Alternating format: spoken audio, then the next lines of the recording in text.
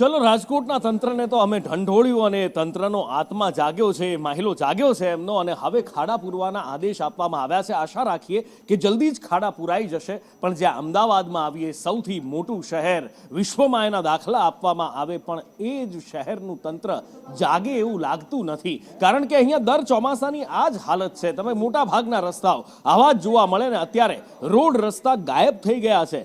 મોટા મોટા ખાડા દેખાઈ રહ્યા છે. ચંદ્રપર જેવા ક્રેટર હોય એવા ક્રેટર અહીંયા આગળ પડી ગયા છે. અહીંયા સમજાતું નથી કે અમદાવાદમાં આખરે એવા તો કેવા લોકો વસે છે કે જેમને ડામર અને સિમેન્ટ પણ પચી જાય છે.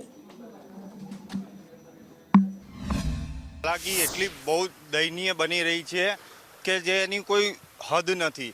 આ વરસાદની અંદર તો આ ખાડા કેટલા ઊંડા હોય છે ને તેને અમારે જજ કરવું પણ મુશ્કેલ બની છે, કેમ કે ખાડાનું અમને ખ્યાલ જ નથી આવતો કે આ ખાડા કેટલા ઊંડા.